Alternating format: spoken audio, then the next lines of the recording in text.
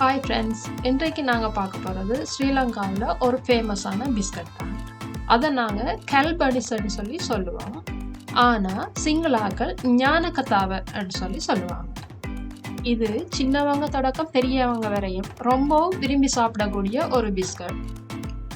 அதோட எப்போவுமே உங்களோட கிச்சனில் இருக்கக்கூடிய பொருட்களை வச்சு செய்யக்கூடிய ரொம்பவும் சுலபமான ஒரு ரெசிபி. வாங்க எப்படி செய்யறதுன்னு பார்ப்போம். இந்த பிஸ்கட் செய்யறதுக்கு ஒரு முட்டையும் 75 கிராம் பட்டர் அல்லது மார்ஜரின் எடுத்துக்கொள்ளுங்க. அதோட 120 கிராம் சீனியும் 250 கிராம் மாவும் எடுத்துக்கொள்ளுங்க. இதோட 1 டீஸ்பூன் பேக்கிங் பவுடரும் 1 டீஸ்பூன் கார்ன்ஃப்ளவரும் எடுத்துக்கொள்ளுங்க. நீங்கள் எப்போவுமே குக்கீஸ் அல்லது பிஸ்கட் செய்யும் போது இவ்வாறு 1 டீஸ்பூன் கார்ன்ஃப்ளவர் சேர்த்துக்கொள்ளுங்கன்னு சொன்னால் அது இழகாமல் நீண்ட நாளைக்கு நல்ல கிறிஸ்பியாக இருக்கும். அதோட நீங்கள் கடையில் வாங்குகிற பிஸ்கட் மாதிரி நல்ல பெர்ஃபெக்டாக இருக்கும். இப்போ நாங்கள் இந்த பிஸ்கட் செய்ய தொடங்குவோம். அதுக்கு முதல்ல மார்ஜரினையும் சீனியையும் இவ்வாறு நல்லா பீட் பண்ணி கொள்ளும்.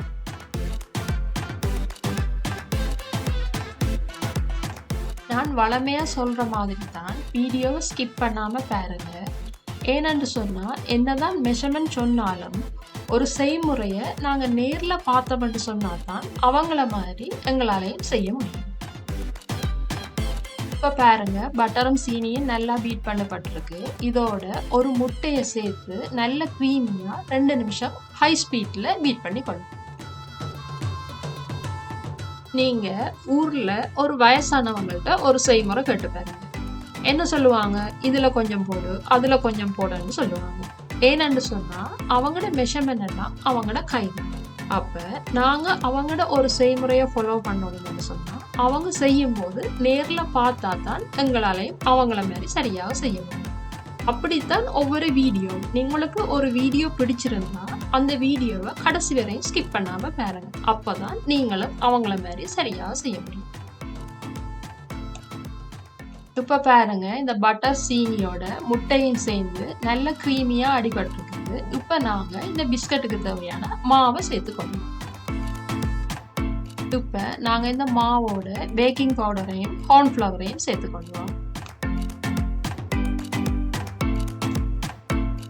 எப்பவுமே பேக்கிங் பவுடர் சேர்க்கும் போது இவ்வாறு ஒருக்கா அரிச்சிட்டு செய்யறதுங்க. ஏன்னு சொன்னா அதுல சின்ன சின்ன கட்டிகள் இருக்கு. அதால நீங்க இவ்வாறு ஒருக்கா அரிச்சிங்கன்னு சொன்னா தான் அதுகள் எல்லாம் இல்லாம போகும். இப்ப எல்லாத்தையும் சேர்த்து ஒருக்கா இவ்வாறு மிக்ஸ் பண்ணி கொள்ளுங்க.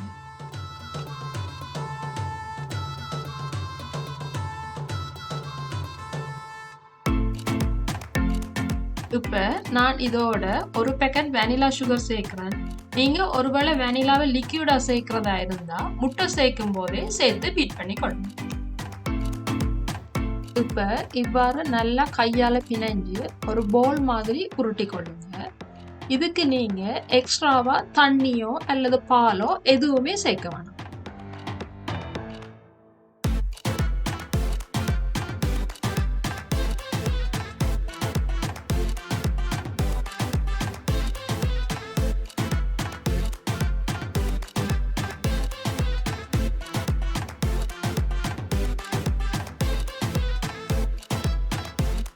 இப்போ நாங்கள் மாவை நல்லா குழைச்செடுத்துருக்கோம்.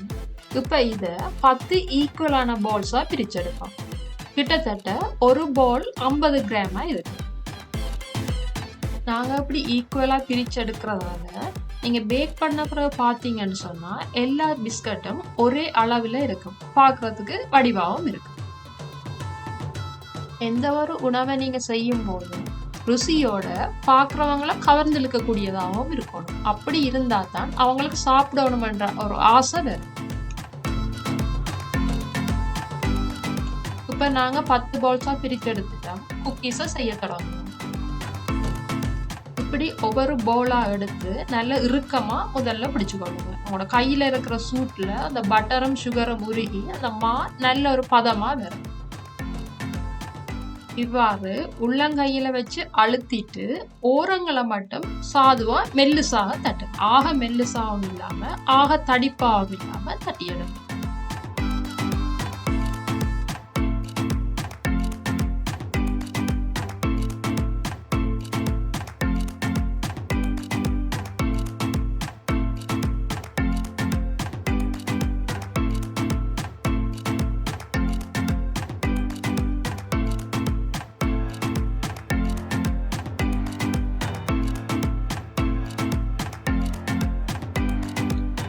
ஆகவும் கூடுதலா தட்டினீங்கன்னா அது குக்கீஸ் மாதிரி வந்துடும். ஆனா எங்களோட கல்பனஸ்ன்றது கொஞ்சம் தடிப்பாவும் இருக்கணும். ஓரம் மட்டும்தான் மெல்லுசா இருக்கணும். மற்றபடி நடுவுல கொஞ்சம் தடிப்பா தான் இருக்கும்.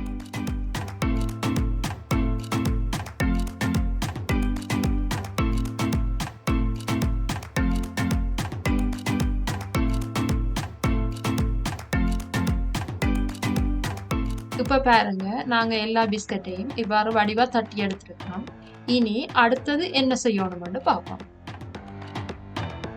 இப்படி ஒரு தட்டையான பிளேட்ல சீனியும் இன்னொரு பவுல்ல தண்ணியும் எடுத்துக்கொள்வோம். இவ்வாறு ஒவ்வொரு பிஸ்கட்டா எடுத்து ஒரு பிரஷ்ஷால சாதுவா கூடுதலா இல்லாம சாதுவா முதல்ல தண்ணிய பூசிக்கொள்ளுங்க. பிறகு இந்த சீனியில வச்சு ஒருக்கா அழுத்தி கொள்ளுங்க. இந்த பிஸ்கட்டோட சீனி ஒட்டி பிடிக்கிறதுக்காக தான் தண்ணி பூசுறாங்க. தண்ணியை பூசும் போதும் நீங்க இவ்வாறு ஒரு ப்ரஷ்ஷால பூசினீங்கன்னா தண்ணி எல்லா இடம் ஒரே அளவா இருக்கும். இல்லாட்டிக்கு ஒரு இடத்துல மட்டும் சீனி கூடுதலாகும், மற்ற இடத்துல சீனி இல்லாத மாதிரியும் இருக்கு.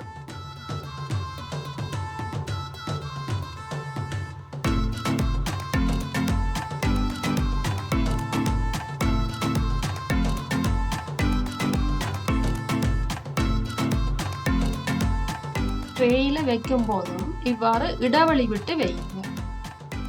இந்த பிஸ்கட்டை சாப்பிடும் போது வாயில சீனி கடிப்படுறது ஒரு நல்ல ஒரு டேஸ்டா இருக்கு. அதால நான் கொஞ்சம் எக்ஸ்ட்ரா சீனி தூவிக்கொள்றேன். நீங்களும் விருப்பமண்டா சேர்த்துக்கொள்ளுங்க.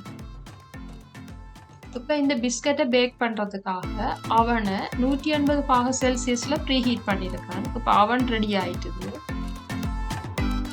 அவன்ல வைக்கும் போது நடுத்தட்டுல வச்சு 20 நிமிஷம் பேக் பண்ணி கொள்ளணும். எனக்கு 20 நிமிஷம் எடுத்துச்சுது. ஆனா இந்த டைம் ஒவ்வொரு அவனுக்கும் வேறுபடும். அதால நீங்க பிஸ்கட்டை இறக்க முதல் அந்த ஓரங்களை பார்த்தீங்கன்னு சொன்னா ஒரு நல்ல ஒரு ப்ரௌன் கலரா இருக்கும்னு சொன்னா அப்ப நீங்க இறக்கி கொள்ளணும். இப்ப 20 நிமிஷம் ஆயிட்டுது. பிஸ்கட்டும் நல்ல கலரா வடிவா பேக் பண்ணப்பட்டிருக்குது. நாங்க இறக்கி கொள்வோம். இப்ப இந்த பிஸ்கட்டை நல்லா ஆற விடுங்க. ஆறுனா தான் அது நல்ல இறுக்கமாகவும் நல்ல கிறிஸ்பியாகவும் வரும். என்னதான் புது புது பிஸ்கட் கடையில வாங்கி சாப்பிட்டாலும் இப்படி எங்களுடைய பாரம்பரிய ஒரு பிஸ்கட்டை அதுவும் நாங்களே வீட்டுல செய்து சாப்பிடும் போது அது ஒரு தனி டேஸ்டாகத்தான் இருக்கும். இப்ப பாருங்க, எங்களோட கல்பனஸ் ஸ்ரீலங்காவில் உள்ள பேக்கரியில பேக் பண்ணப்பட்ட கல்பனஸ் மாதிரி நல்ல வடிவா நல்ல கலரா வந்திருக்குது. இந்த கல்பனஸோட மேற்பரப்பு இப்படி வெடிச்ச மாதிரி தான் இருக்கு. அப்படி இருந்தா தான் அது ஒரு பெர்ஃபெக்டான கல்பனஸா இருக்கு. அதோட இப்ப நீங்களே பாருங்க, இந்த சீனி எல்லா இடமும் பரவலா நல்லா ஒட்டி இருக்குது. அதோட இந்த ஓரங்கள் எல்லாம் நல்ல கிறிஸ்பியா நல்ல வடிவான ஒரு ப்ரௌன் கலர்ல வந்திருக்குது. இந்த கல்பனஸ் மற்ற குக்கீஸ் மாதிரி சாஃப்டா இருக்காது. பேருக்கு ஏற்ற மாதிரி கொஞ்சம் பிளமா தான் இருக்கும். இப்ப நான் உங்களுக்கு உடைச்சு காட்டுறேன் பாருங்க. நாங்க செய்த கல்பனஸ் நல்ல கிறிஸ்பியா உள்பக்கமெல்லாம் நல்லா பேக் பண்ணப்பட்டு நல்ல அருமையா வந்துருக்கு.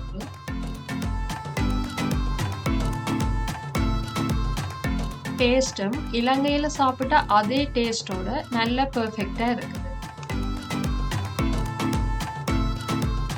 நிச்சயமா உங்களுக்கும் இந்த கல்பனஸ் பிடிச்சிருக்குமென்னு நினைக்கிறேன். நீங்களும் உங்களோட வீட்டுல ட்ரை பண்ணி பார்த்துட்டு எப்படி இருக்குன்னு எனக்கு மறக்காம கமெண்ட் பண்ணுங்க. இன்னும் ஒரு வீடியோவில் இன்னும் ஒரு இன்ட்ரெஸ்டான ரெசிபியோட மீண்டும் சந்திப்போம்.